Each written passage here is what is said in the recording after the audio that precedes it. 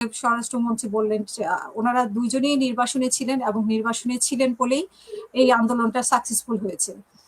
এটা আসলে কিভাবে সম্ভব হয়েছে? বাইরে থেকে ওনারা নেতৃত্ব দিয়েছেন, তো কিভাবে আসলে এটা সম্ভব হয়েছে আপনার কাছে একটু শুনতে চাই। দেখেন, স্বরাষ্ট্রমন্ত্রী, মাননীয় স্বরাষ্ট্রমন্ত্রী এটা অনেকটা বলতে পারেন যে অন্তর্নিহিত কিছু বক্তব্য থাকে না, সেই ধরনের একটা আমার মনে হয় যে স্টেটমেন্ট দেওয়া হয়েছে। আর এটা আমরা যারা সত্যিকার অর্থেই আমরা যারা ধরেন দীর্ঘ বছর এই ফ্যাসিস্ট সরকারের বিরুদ্ধে আন্দোলন করেছি, সংগ্রাম করেছি, আমরা বুঝতে পারি যে এখানে কত ধরনের যে কৌশল অবলম্বন করতে হয়েছে এই গণ অভ্যুত্থানটাকে সফল করবার জন্য। আমাদের তো এটা ঠিক যে ধরেন এই যে জুলাই, যে 36 জুলাই, এটা 17 বছরের বিষয়টা আমি এখানে না এনে বুঝি, 36 জুলাইটাকে আমরা বেশি হাইলাইট করতে চাই। তাই সেখানে আমরা বলতে চাই যে এর আগেও ধরেন যে ছাত্র নেতৃত্বে আমরা দেখেছিলাম যে একটা হয়েছিল, যেটা ভিপি নূরের নেতৃত্বে হয়েছিল। সেটাও কিন্তু একটা হ্যাঁ, কোটা বিরোধী। তার পরবর্তীতে আমরা আরেকটা দেখেছিলাম, ছোট ছোট ছাত্ররা একটা আন্দোলন গড়ে তুলেছিল। তো সেই আন্দোলনগুলা কিন্তু নস্যাৎ করা হয়েছিল যেভাবেই হোক, সে মেরে পিটিয়ে কিংবা হত্যা করে নির্যাতন করে সেই আন্দোলন কিন্তু দমিয়ে দেওয়া হয়েছিল। সেই কারণে আর এছাড়াও দীর্ঘ 17 বছর আপনারা জানেন যে বিএনপি বিভিন্ন সময় 2014 সালে একটা আন্দোলন হয়েছিল, সেখানে কিন্তু একদিনে 100-র উপরে লোককে একদম মানে সরাসরি গুলি করে হত্যা করা হয়েছিল। এবং পরবর্তীতে আরো অনেকগুলা বিডিআর হত্যাকাণ্ডের সময় একটা বিরাট আন্দোলন হয়েছিল। তারপর 2014 সালের নির্বাচন, 2018 সালের নির্বাচনকে কেন্দ্র করে আন্দোলন হয়েছিল, কিন্তু কোনো আন্দোলনে ফাইনালি আলোর মুখ দেখতে পারেনি। সেই কারণে এই 36 জুলাই আন্দোলনটা আমাদের পক্ষ থেকে একটা বিরাট ধরনের কিন্তু কৌশল অবলম্বন করা হয়েছিল। এবং আমাদের কাছেও কিন্তু অনেক মেসেজ এসেছিল যে তোমরা সরাসরি মাঠে না গিয়ে তোমাদের মানে অপরিচিত যারা আছে, ফেস যাদের অপরিচিত, তাদেরকে সমানে মাঠে পাঠিয়ে দাও। তোমরা পেছন থেকে মানে যতটা পারো নিজেদেরকে ঢেকে এই আন্দোলনকে সফল করার জন্য চেষ্টা করো। সেটা কিন্তু আমাদের কাছে এই ধরনের মেসেজ কিন্তু ছিল।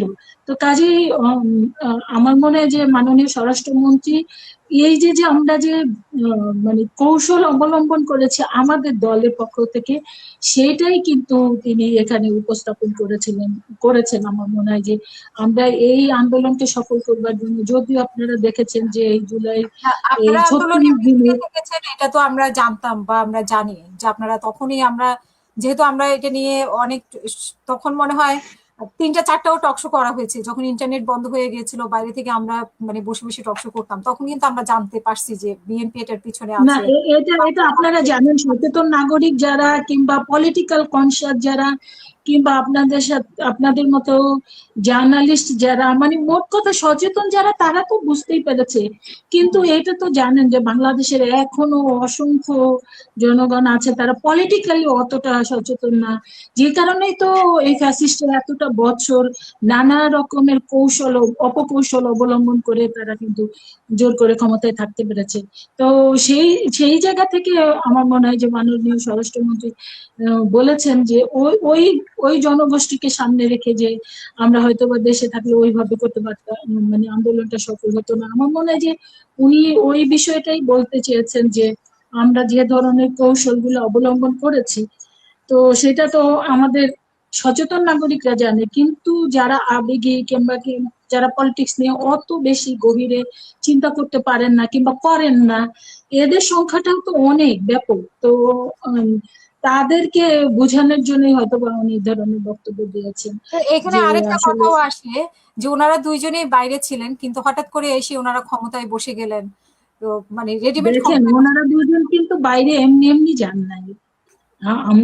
ওনাদেরকে তো আমি মাননীয় প্রধানমন্ত্রী এবং স্বরাষ্ট্রমন্ত্রী দুজনেরই সাথে তো দীর্ঘ বছর রাজনীতি করেছি। মাননীয় আমাদের প্রধানমন্ত্রী, তাকে যেভাবে নেওয়া হয়েছে, তাকে কিন্তু প্রথমেই আপনি জানেন যে 111-এর পরেই তাকে কিন্তু অনেক ধরনের করা হয়েছিল যে আপনি চলে যান, কিছুদিনের জন্য চলে যান, আপনাদের কোনো সমস্যা হবে না, কিছু করা হবে না।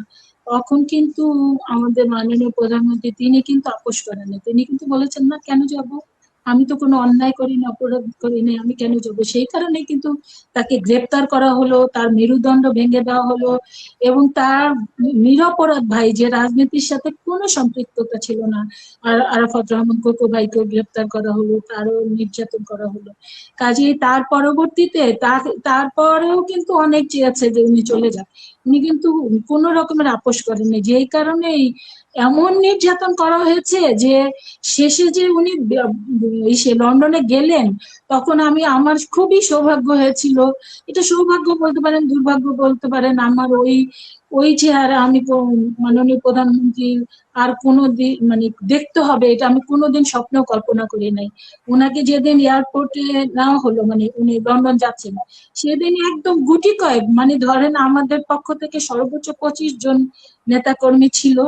তো তার মধ্যে আমি অন্যতম ছিলাম। তা আমার মনে আছে যে সোফার মধ্যে উনি শুয়েছিলেন, একদম ওনার গায়ে মাংস বলতে কিছু ছিল না, শুধু হাড় ছিল, এবং একেবারেই ছোট্ট, মানে উনি এখন যেটা আছে তার 1/4 ভাগ এরকম একটা সোফার মধ্যে উনি শুয়েছিলেন।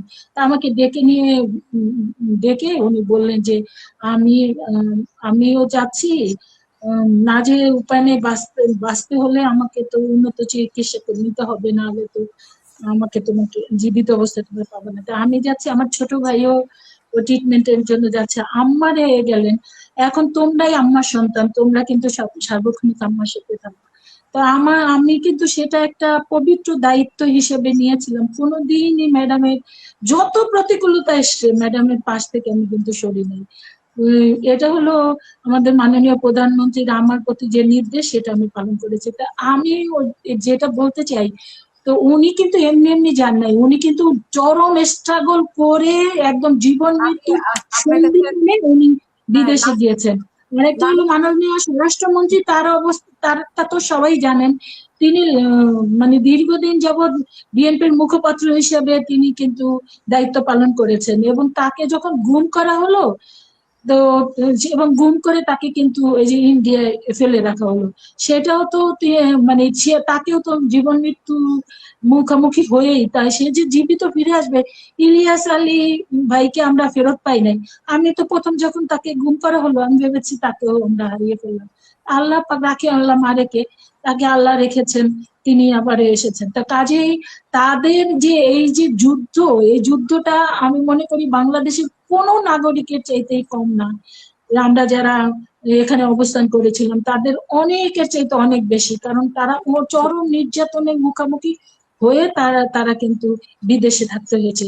কাজেই সেটাকে আমরা অবশ্যই স্যালুট জানাই, তাদের এই স্যাক্রিফাইস। এবং পরবর্তীতে তারা সুস্থ হওয়ার সাথে সাথেই কিন্তু দলের হাল ধরেছেন, দলের জন্য কাজ করেছেন ওই প্রতিকূলতা, চরম প্রতিকূলতা। এবং আপনি জানেন যে এই যে ডক্টর মোহাম্মদ ইউনূস যে অন্তর্বর্তীকালীন সরকারের সময় কিন্তু একটা স্টেটমেন্ট এসেছিল যে আমাদের মাননীয় প্রধানমন্ত্রী লন্ডনে ছিলেন, কিন্তু তারপরও সেখানে তাকে ওয়াজ করবার জন্য কিংবা তার জীবন নাশের জন্য সেখানেও কিন্তু এখান থেকে একটা বিরাট টিম কিন্তু সেখানে রাখা হয়েছিল, যে কোনো মুহূর্তে যে কোনো সুযোগে তাকে ওখানে মানে শেষ করে দেবার জন্য। কাজেই সে এরকম একটা অবস্থায় থেকেও কিন্তু সে এই দেশের জন্য প্রতিটা সময় প্রতিটা মুহূর্ত, কখনো কখনো দেখা গিয়েছে দিনে 24 ঘন্টা উনি না ঘুমিয়ে 24 ঘন্টায় কিন্তু হয় আজকে বিএনপির সেন্ট্রাল নেতাদের সাথে, অথবা কোনো ইউনিয়ন পরিষদের কোনো নেতা কর্মীদের সাথে তিনি এইভাবে তার কিন্তু যোগাযোগ কর্মকাণ্ড রেখেছেন এবং পরিচালনা করে আন্দোলনে যাচ্ছিলেন।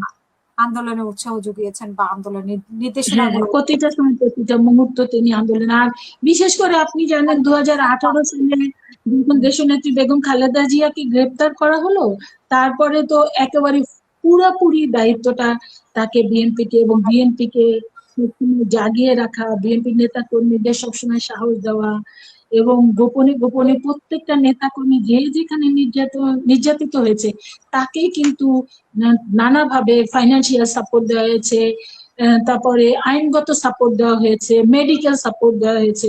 এগুলা কিন্তু আমরা জানি নীরবে নির্ভীকতে যে কিভাবে আজকে যে অসংখ্য বিএনপি ধন্যবাদ এমনি সাকিবা এমনি করেই তো শুভ টু অপরাহ্ন। থার্ড মেজরিটি পায় না, এর জন্য বিরাট কাজ করতে হয়েছে। এটাই আমি বলতে চাই যে উম, মাননীয় স্বরাষ্ট্রমন্ত্রী যে বক্তব্য দিয়েছেন, মূলত আসলে উনি এই বিষয়গুলোকে মাথায় রেখেই হয়তো এই ধরনের